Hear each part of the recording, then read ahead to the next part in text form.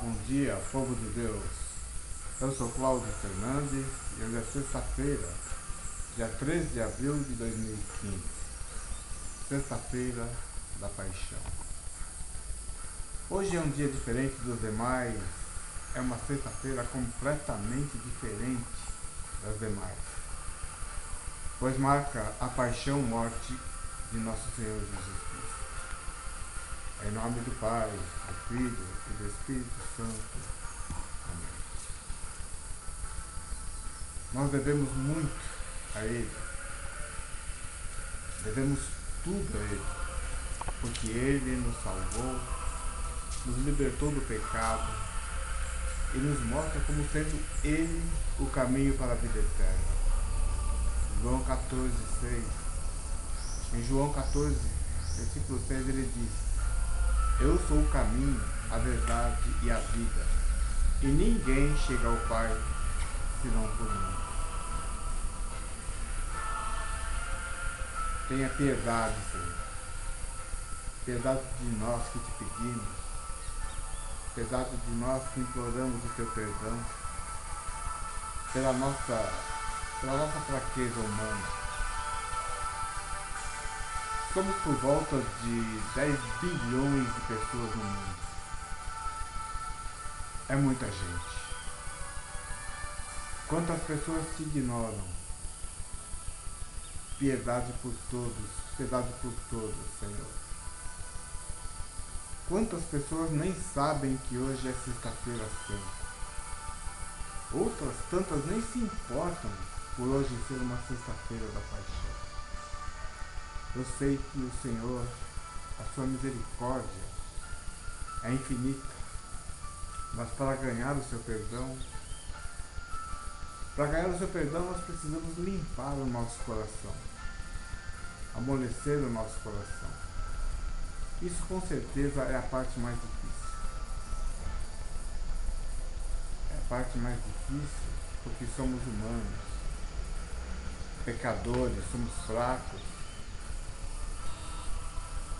E é por isso que te pedimos, é por isso que imploramos, Jesus puro, manso e humilde de coração, fazei o nosso coração semelhante ao vosso. Senhor, tu podes. Paulo disse a Timóteo, diz a nós hoje que Deus Pai quer que todos e todas se salvem. Está na primeira carta de Timóteo, capítulo 2, versículo 3. Portanto, não nos deixe desviar. Ilumina-nos, Senhor. Precisamos guardar o dia de hoje. Nós precisamos fazer do dia de hoje um dia de meditação, de buscarmos uma concentração suficiente para entrarmos no mistério da sexta-feira da paixão. Para buscarmos definitivamente uma sincera conversão. Muita gente olha para Jesus crucificado e não percebe ou não consegue se compadecer, pois ele era humano como nós. Por isso ele sofreu, sentiu dor, muita dor. Jesus se entristecia como nós, chorou. Jesus veio para cumprir toda a escritura que falava a respeito dele. E cumpriu tudo até o fim. O crucifixo não é um adorno. O crucifixo, ele é o símbolo maior da nova e eterna aliança de Deus com todo o seu povo. Por isso, com a morte de nosso Senhor na cruz, nasce um novo povo, o povo da nova aliança. Nasce um novo povo de Deus, um povo salvo, um povo liberto de todos os pecados, um povo pronto para servir a Deus, tendo como exemplo nosso Senhor Jesus Cristo. Muita gente usa o crucifixo no pescoço, mas arrocha o povo, sufoca, engana, fazem leis, iludem e nem sabem, nem ligam ou nem se importam em saber que Jesus veio para libertar um povo que vivia oprimido, que vivia enganado e que vivia iludido por um sistema que só queria oprimir, que só queria tirar do povo, usar o povo. Paixão de Cristo. A paixão é um termo que geralmente está associado ao amor. Amor de casal, entre pais e filhos e filhas. Fulano tem 30 anos de casados e continua completamente apaixonado por sua esposa. Ou vice-versa. Tem esse significado. Aqui em Minas eu particularmente eu conheci um outro uso para a palavra paixão. Por exemplo, fulano está apaixonado pela morte da mãe. Isso mesmo. Eu também, no começo fiquei muito confuso, até descobrir que o significado da palavra paixão é amor, é carinho, mas também é mágoa. Mágoa intensa, uma grande aflição, um sentimento que queima. E é daí que veio o termo paixão de Cristo, que é sofrimento intenso, aquela dor muito forte, um grande momento de aflição. Atentos precisamos estar, porque são muitas coisas do mal que nos rodeiam tentando desvirtuar esse povo de Deus. O mal ele tem várias caras e se aproximam de variadas formas, de diversos modos. O mal tem vários modos de se apresentar, vamos dizer assim. O mal ele aparece de todo jeito, por todos os cantos. Eu vou citar aqui dois, apenas para fazer o programa. Filmes e livros. Existem filmes aí, são produzidos filmes falando verdadeiros disparates sobre a vida do nosso Senhor. É gasto muito dinheiro, uma fortuna, digna de uma superprodução mesmo, para se produzir, para se criar um filme contando uma história mentirosa e a respeito de Deus, a respeito do seu filho, a respeito da Virgem Maria, tudo por causa do dinheiro. E o respeito, tudo feito para visar lucro financeiro e para destituir o povo de Deus, para desacreditar o povo da existência de Deus, exatamente porque Deus ele quer o contrário desse sistema imundo que visa poder, prazer, o ter, etc. O projeto de Deus é para se construir uma família, e o bem-estar dela. E dentro dos valores cristãos. Por que eu disse o livro? Tem um livro aí que foi lançado há vários anos e já são mais de 25 milhões de exemplares vendidos pelo mundo aí. Eu vou esquecer de falar o nome desse livro, mas são mais de 25 milhões de livros vendidos. Se levarmos em consideração que uma pessoa jamais lê um livro e o guarda na gaveta, geralmente a pessoa lê o livro e empresta esse livro, a pessoa que emprestou lê e empresta também, e assim vai correndo, e assim vai. Facilmente chegaremos aí a um total de 100 milhões de pessoas que já tiveram acesso a esse livro. Gente, 100 milhões de pessoas é equivalente a metade da população brasileira. Agora, o que é ridículo, o que é repugnante é a história imbecil, me desculpe a expressão, mas a história imbecil contada nesse livro. A história contada nesse livro é que Jesus era um homem como outro qualquer aí, que se casou com Maria Madalena. Esse livro conta que Jesus foi pai e que foi somente depois do ano 300, que eu não me falho aqui, mas 320 ou 25, que a igreja começou a tratar Jesus como se fosse Deus. E isso teria acontecido devido a um acordo que houve entre o imperador da época, o imperador Constantino, e a igreja. Então é essa a história desse livro. É nisso que se baseia toda a trama desse livro. Mas apenas ler o livro, eu mesmo não consegui ler mais que 3 ou 4 páginas. Eu só não o queimei porque veio de uma pessoa muito amiga. É um livro grosso. Mas então, apenas ler o livro não é problema algum. O que causa grande preocupação é que pessoas que leram, muitas pessoas, mas muitas pessoas mesmo, dizem que após lerem,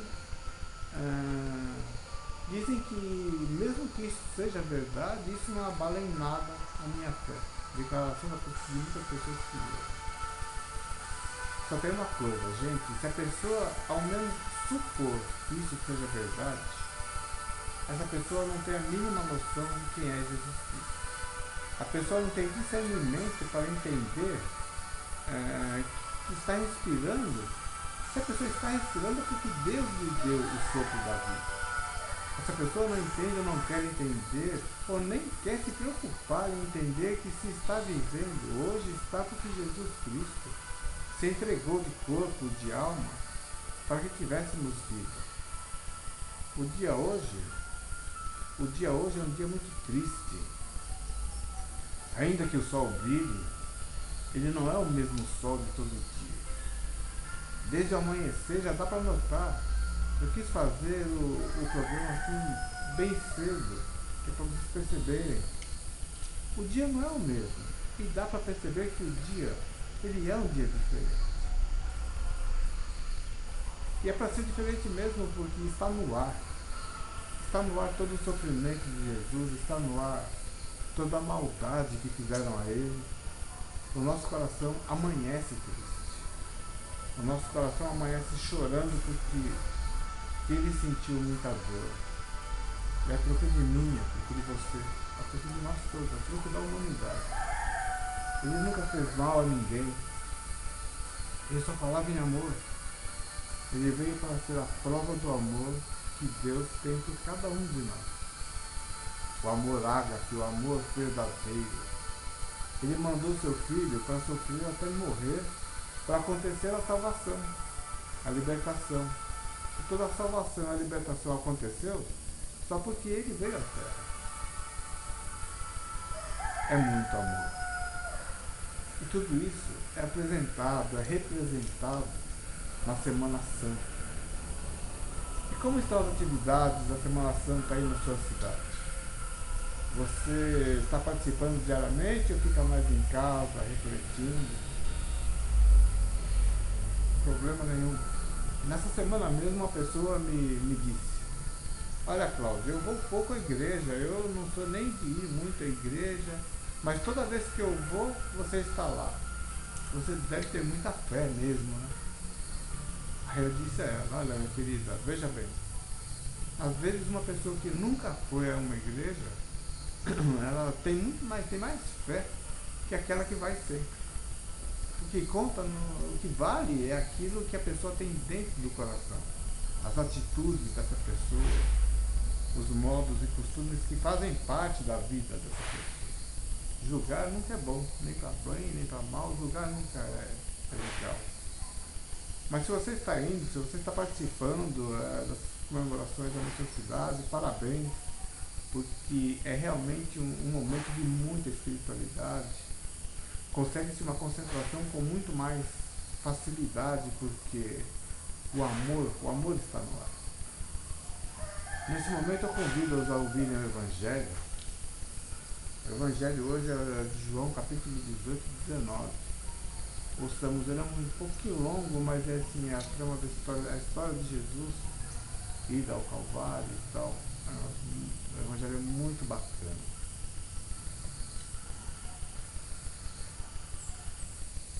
Paixão de Nosso Senhor Jesus Cristo segundo João.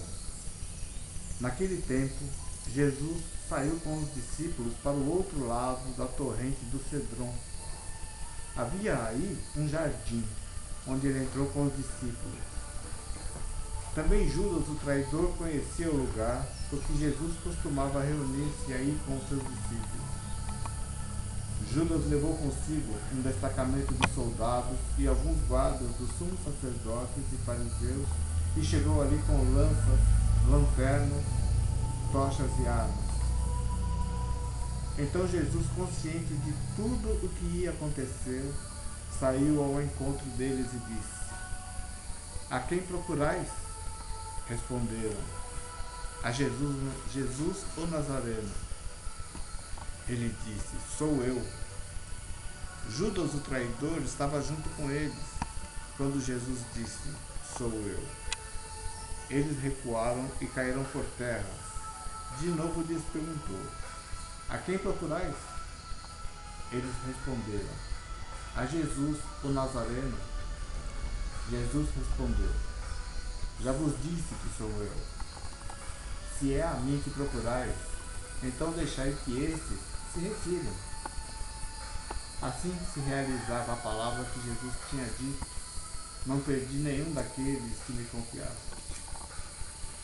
Simão Pedro, que trazia uma espada consigo, puxou dela e feriu o servo do sumo sacerdote, cortando-lhe a orelha direita. O nome do servo era Malco. Então Jesus disse a Pedro: Guarda a tua espada na bainha. Não vou beber o cálice que o Pai me deu?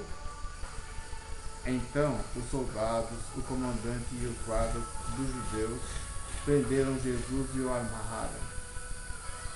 Conduziram-no primeiro a Anás, que era o sogro de Caifás, o sumo sacerdote naquele ano. Foi Caifás que deu aos judeus o conselho: é preferível que um só morra pelo povo. Simão Pedro e o outro discípulo seguiam Jesus. Esse discípulo era conhecido do sumo sacerdote e entrou com Jesus no pátio do sumo sacerdote. Pedro ficou fora, perto da porta. Então, o outro discípulo, que era conhecido do sumo sacerdote, saiu, conversou com a encarregada da porta e levou Pedro para dentro. A criada que guardava a porta disse a Pedro: Não pertences também tu aos discípulos desse homem? Ele respondeu: Não. Os empregados e os guardas fizeram uma fogueira e estavam se aquecendo, pois fazia frio. Pedro ficou com eles aquecendo-se. Entretanto, o sumo sacerdote interrogou a Jesus a respeito dos seus discípulos e do seu ensinamento. Jesus lhe respondeu: Eu falei às claras ao mundo, ensinei sempre na sinagoga e no templo, onde todos os judeus se reúnem. Nada falei às escondidas. Por que me interroga? Pergunta aos que ouviram o que eu falei, eles sabem o que eu disse. Quando Jesus falou isso, um dos guardas que ali estava deu-lhe uma bofetada, dizendo: É assim que respondes ao sumo sacerdote? Respondeu-lhe Jesus: Se respondi mal, mostrem que, mas se falei bem, por que me bate? Então Anás enviou Jesus amarrado para Caifás, o sumo sacerdote. Simão Pedro continuava lá em pé aquecendo. Disseram-lhe: Não és tu também um dos discípulos dele? Pedro negou: Não. Então um dos empregados do sumo sacerdote, parente daquele a quem Pedro tivera cortado a orelha, disse: Será que não te vi no jardim junto com ele? Novamente Pedro negou, e na mesma hora o galo cantou. De Caifás levaram Jesus ao palácio do governador. Era de manhã cedo. Eles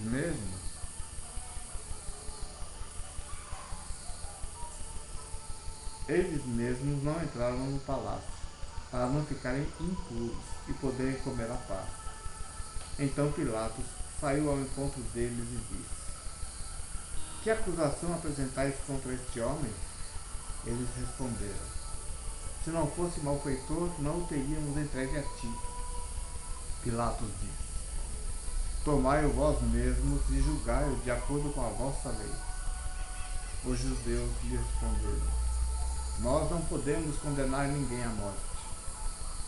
Assim se realizava o que Jesus tinha dito, significando de que morte havia de morrer. Então Pilatos entrou de novo no palácio, chamou Jesus e perguntou-lhe: Tu és o rei dos judeus? Jesus respondeu: Estás dizendo por ti mesmo, ou outros te disseram isso de mim? Pilatos falou: Por acaso sou judeu? O teu povo e o sumo sacerdote te entregaram a mim. Que fizeste? Jesus respondeu: O meu reino não é deste mundo. Se o meu reino fosse deste mundo, os meus guardas teriam lutado para que eu não fosse entregue aos judeus. Mas o meu reino não é daqui. Pilatos disse a Jesus: Então tu és rei? Jesus respondeu: Tu o dizes, eu sou rei. Eu nasci e vim ao mundo para isso, para dar testemunho da verdade. Todo aquele que é da verdade, escuta a minha voz. Pilatos disse a Jesus: O que é verdade? Ao dizer isso, Pilatos saiu ao encontro dos judeus e disse: Eu não encontro nenhuma culpa nele, mas existe entre vós um costume, que pela Páscoa eu vos solte um preso. Quereis que vos solte o rei dos judeus? Então começaram a gritar de novo: Este não, mas Barrabás. Barrabás era um bandido. Então Pilatos mandou flagelar Jesus. Os soldados teceram uma coroa de espinhos e a colocaram na cabeça de Jesus. Vestiram-no com um manto vermelho, aproximavam-se dele e diziam: Viva o rei dos judeus! E davam-lhe bofetadas. Pilatos saiu de novo e disse aos judeus: Olhai, eu trago aqui fora, diante de vós, para que saibais que não encontro nele crime algum. Então Jesus veio para fora, trazendo a coroa de espinhos e o manto vermelho. Pilatos disse-lhe: Eis o homem. Quando viram Jesus, os sumos sacerdotes e os guardas começaram a gritar: Crucifica-o! Crucifica-o! Pilatos respondeu: Levai-o vós mesmo para crucificar, pois eu não encontro nele crime algum. Os judeus responderam: Nós temos uma lei e, segundo esta lei, ele deve morrer, porque se fez filho de Deus. Ao ouvir estas palavras, Pilatos ficou com mais medo ainda. Então entrou outra vez no palácio e perguntou a Jesus: De onde és tu? Jesus ficou calado. Então Pilatos disse: Não me respondes? Não sabes que tenho autoridade para te soltar e autoridade para te crucificar? Jesus respondeu: Tu não terias autoridade alguma sobre mim se ela não te fosse dada do alto. Quem me entregou a ti, portanto, tem culpa maior. Por causa disso, Pilatos procurava soltar Jesus. Mas os judeus gritavam: Se soltas este homem, não és amigo de César. Todo aquele que se faz rei declara-se contra César.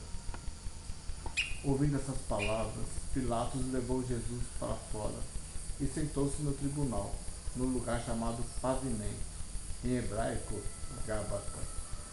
Era o dia da preparação da Páscoa, por volta do meio-dia. Pilatos disse aos judeus: Eis o vosso rei. Eles, porém, gritavam: Fora, fora, crucifica-o. Pilatos disse: Hei de crucificar o vosso rei? Os sumos sacerdotes responderam: Não temos outro rei senão César. Então Pilatos entregou Jesus para ser crucificado e eles o levaram. Jesus tomou a cruz sobre si e saiu para o lugar chamado Calvário, em hebraico Gólgota. Ali o crucificaram com outros dois, um de cada lado, e Jesus no meio. Pilatos mandou ainda escrever um letreiro e colocá-lo na cruz. Nele estava escrito: Jesus Nazareno, Rei dos Judeus. Muitos judeus puderam ver o letreiro, porque o lugar em que Jesus foi crucificado ficava perto da cidade. O letreiro estava escrito em hebraico latim e grego.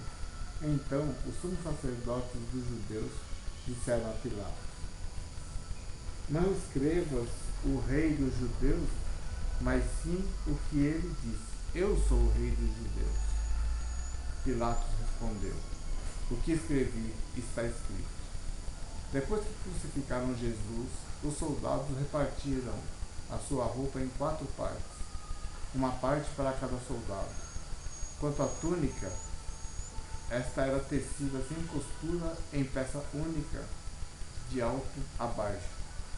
Disseram então entre si: nós vamos dividir a túnica, tiremos a sorte para ver de quem será. Assim se cumpria a escritura que diz: repartiram entre si as minhas vestes e lançaram sorte sobre a minha túnica. Assim procederam os soldados. Perto da cruz de Jesus estavam em pé a sua mãe, a irmã da sua mãe, Maria de Cleofas e Maria Madalena. Jesus, ao ver a sua mãe e ao lado o discípulo que ele amava, disse à mãe: mulher, este é teu filho. Depois disse ao discípulo: esta é a tua mãe. Daquela hora em diante, o discípulo a acolheu consigo. Depois disso, Jesus, sabendo que tudo estava consumado, e para que a escritura se cumprisse até o fim, disse: tenho sede. Havia ali uma jarra cheia de vinagre. Amarraram numa vara uma esponja embebida de vinagre e levaram-na à boca de Jesus. Ele tomou o vinagre e disse: tudo está consumado. E, inclinando a cabeça, entregou o Espírito.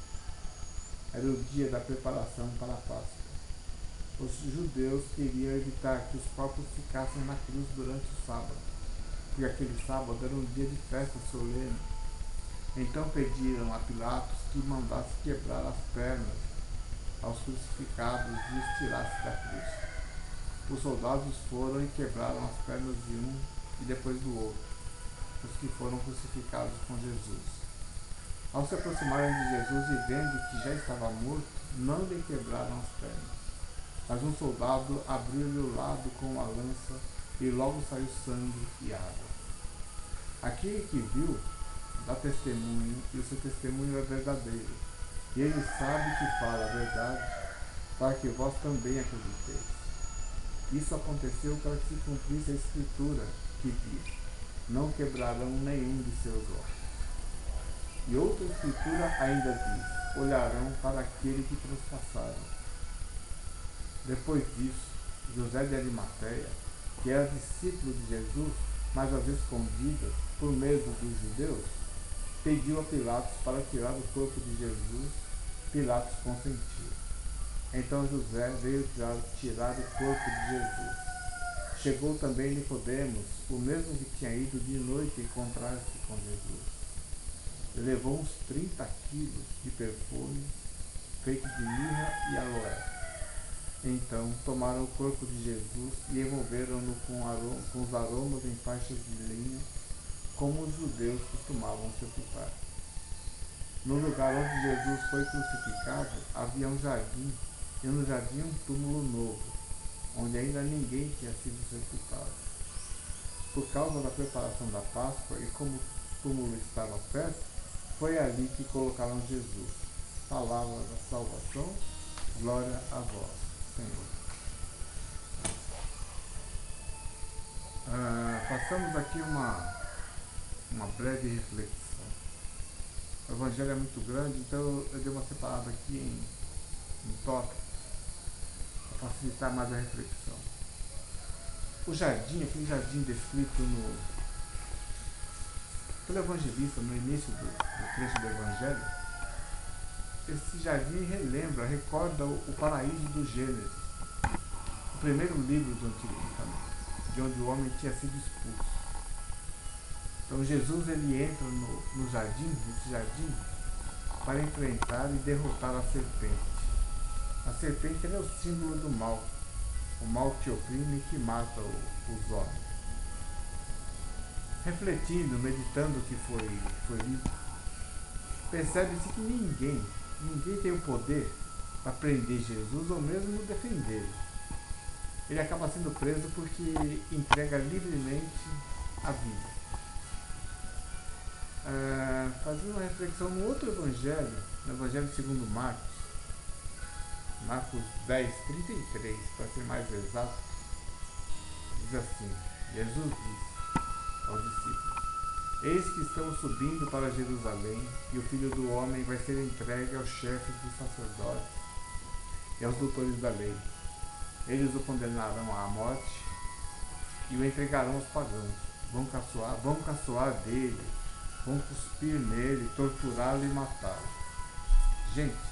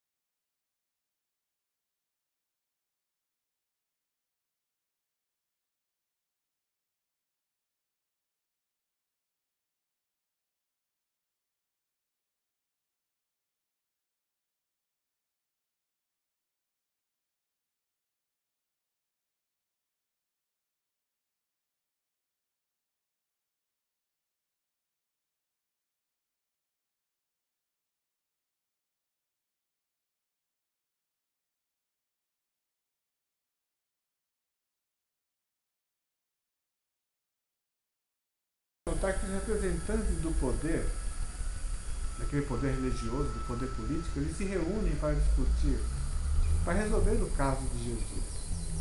É a véspera da Páscoa, a festa da libertação. E isso acaba sendo até transformado num simples ritual. Quer dizer, a maior festa deles acaba sendo transformada num mero rito. As autoridades dos judeus, eles já decidiram a morte de Jesus. Eles querem apenas a aprovação de Pilatos. Porque todos tinham medo. Jesus confirma que é rei diante de Pilatos. E diz que a sua realeza, ela, porém, não é igual à dos poderosos desse mundo. Porque aqui, nesse mundo, existe a exploração, existe a opressão ao povo, engana-se, nesse mundo engana-se o povo com um sistema de ideias que encobre as suas ações fraudulentas, mentirosas. Jesus, ao contrário, ele declara-se que é rei, mas é um rei que dá a vida, que traz aos homens o conhecimento do verdadeiro Deus, do verdadeiro homem. O seu reino é o reino da verdade, onde a exploração desse mundo. No reino de Jesus, a exploração dá lugar à partilha, à divisão com o próximo. E a opressão, ela dá lugar à fraternidade, que é o amor entre irmãos, entre irmãs. O bandido Barrabás, no Evangelho, simboliza a violência que busca o poder. As autoridades preferem Barrabás por um motivo muito simples. A pessoa de Jesus incomoda.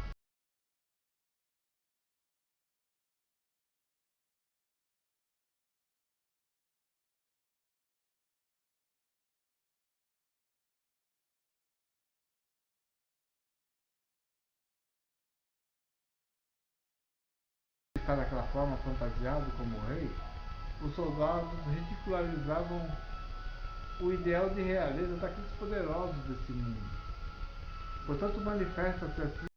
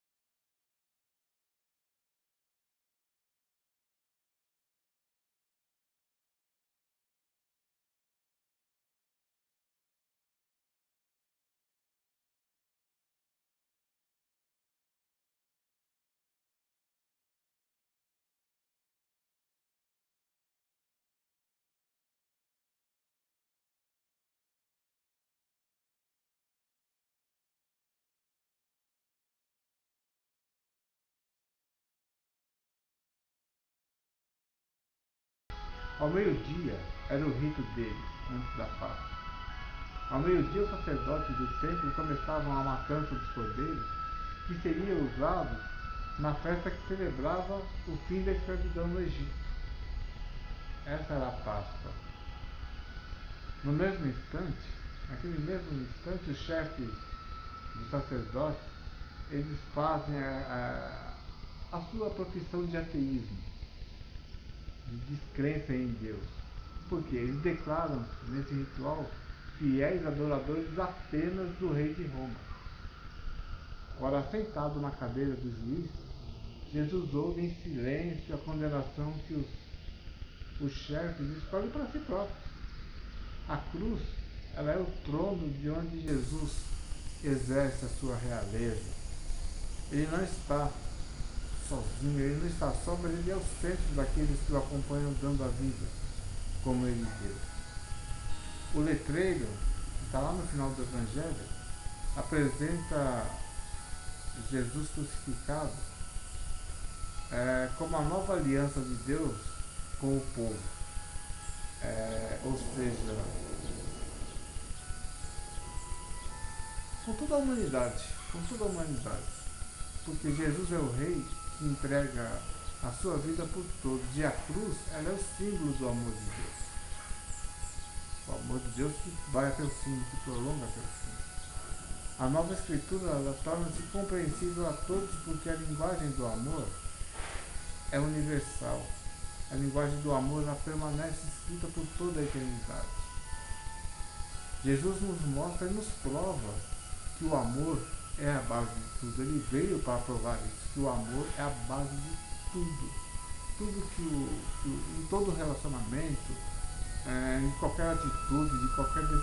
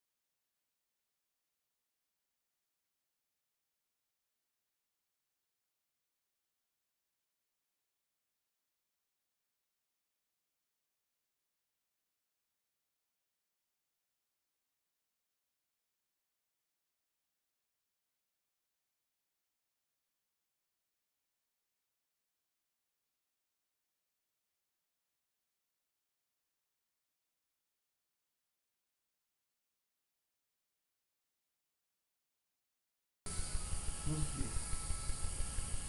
Olha, fica bem evidente que a mãe de Jesus, finalzinho do Evangelho, a mãe de Jesus, ela representa, aqui descrito no Evangelho, o povo da antiga aliança, do Antigo Testamento, que se conservou fiel ali às promessas e à espera pelo Salvador.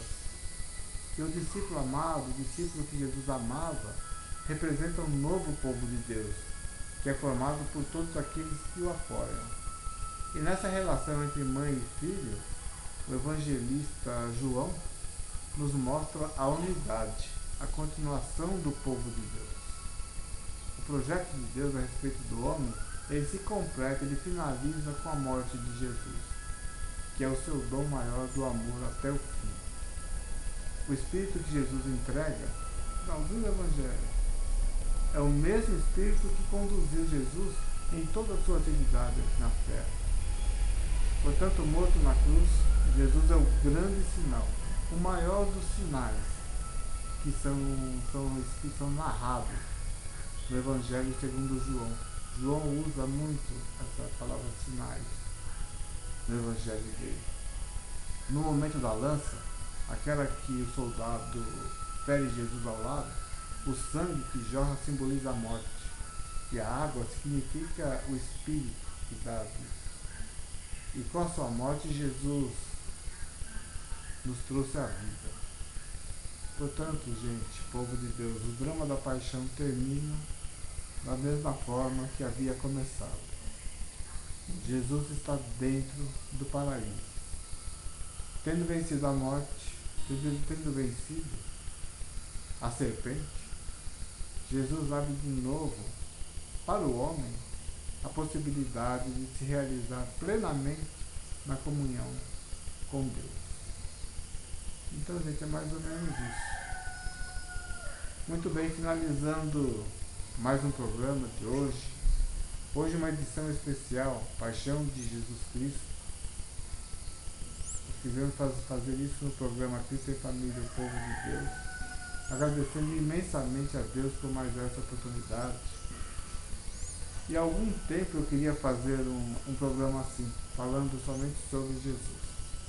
Agradecendo muito a vocês, pessoas maravilhosas, pela audiência, pela paciência. E marcando um novo encontro para a próxima quinta-feira, com a graça de Deus. Olha, próximo domingo, ressurreição do Senhor, festa da Páscoa. Portanto, uma feliz Páscoa, no mais um grande abraço. Fiquem com Deus, até a próxima quinta-feira, se Deus assim permitir. A palavra de hoje, ela nos propõe a aceitarmos o projeto de Jesus dentro do nosso coração. Portanto, mãos à obra, fiquem com Deus. Desculpem a minha emoção em alguns momentos, mas fica muito difícil. Até a próxima quinta.